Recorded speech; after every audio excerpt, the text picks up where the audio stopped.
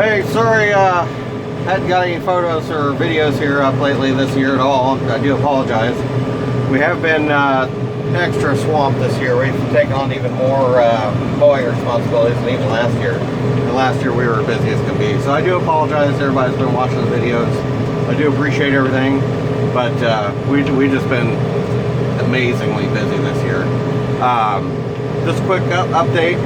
Today is July 28th, I believe, and 2019, and we're up here in Michigan with one of the mowing contracts I have up here, cleaning up a very overgrown field. I've been a little behind this year and just playing catch up. Had a few equipment repairs I have to address, but it's about a 3-acre field or so, fairly thick. I'm about a month and a half behind my normal mowing schedule on this. Once again, we got the Case 115C Bush Hog 3308, and it has been lovingly repaired by Routerbush Equipment. I want to say a quick thank you to Brian Routerbush, the owner of Routerbush Equipment in Westfield, Indiana. If anybody's in Indiana at all or close, and you need a bush hog by any means, way, shape, or form, go there. They are absolutely awesome. I can't say enough things about them. Good things about them, that is. Good things. All good things. He knew I was in desperate need. I hit a piece of concrete up in Cleveland, Ohio. It really messed the cutter up. And it was mostly my fault. I had the slip clutch a little bit too tight when I slipped the slip clutch at the beginning of the year. I loosened up. I thought I had it loose enough, but apparently not. And this tractor's got stay much power when I hit that piece of concrete. Well, something had to give, and it was the center splines between the center gearbox and the side gearbox. So the metal is just softer than the actual shaft. There's a steel coupler on there, and that's what gave. I broke a few teeth off, and basically I was able to, well, the blades got out of time because there was so much slop in there, and the blades were actually starting to hit together. So I had to shut it down and in Ohio and bring it all the way back to Westfield, Indiana. And I do want to say thank you again, Brian. I know you kind of pulled some teeth to get it done for me, to get this trip done and on time, but thank you.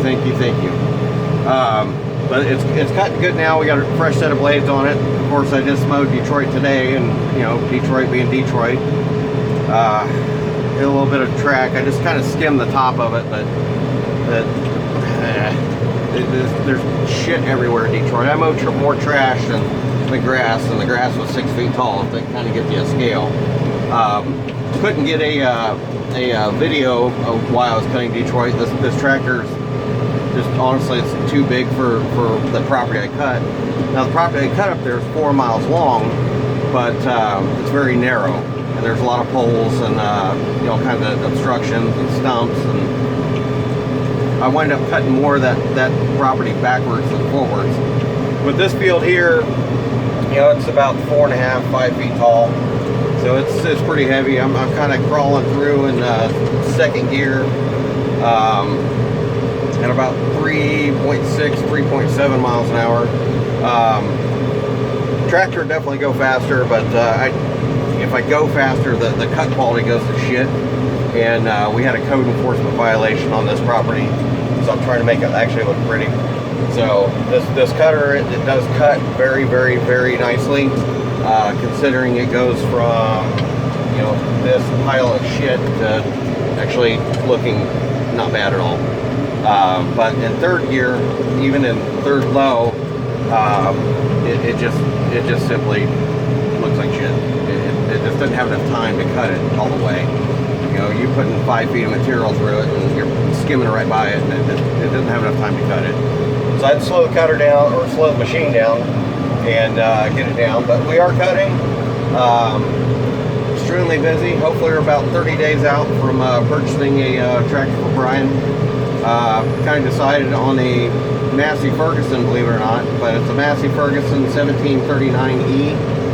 We'll probably put a heavy-duty bush hog cutter on it, 5 foot, with a hydro transmission, R4 tires, and a loader. That will definitely accent the Case 115C. That way, you know, if this thing ever goes down, or me personally with my other job keeps me from being in the field, the guys can still cut. So it'll definitely kind of take up some of our you know, help with the schedule, because we're just bombarded with mowing right now. It's so bad I can't even advertise to take on private clients, because we have so much contract work, and then, you know, the railroad has you know, even more stuff that they want mowed. It's just exploding, and you know, we're busy, very, very busy, so I have to expand. We're also purchasing a brand new, buying it from the factory. We're actually to go all the way to Georgia to pick it up. U.S. Cargo Sales, picking up a 28-foot Vinos Beast Package trailer. So it's got the heavy 7,000-pound twin axles on it. Super heavy-duty ramp door, 7,000-pound door on it. I put a couple extra little doodads in it to make it easier for the guys. But that way it'll streamline, you know, loading and going, and I don't have to chain this beast down all the time on an equipment trailer.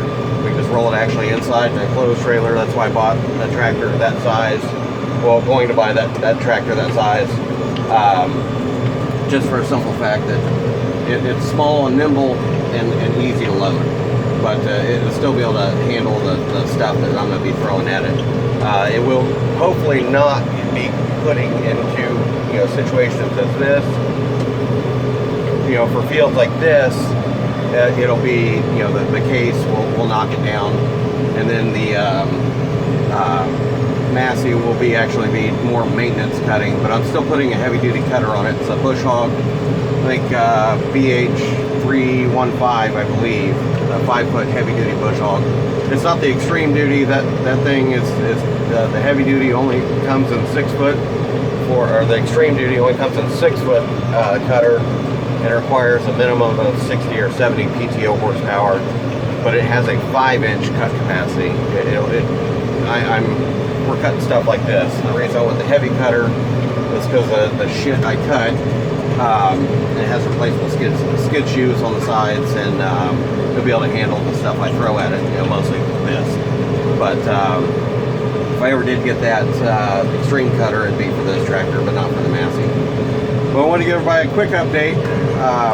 Super busy. Got most of the tractor stuff fixed, again by Brian, thank you. So tractor's running great, cutter's running great now.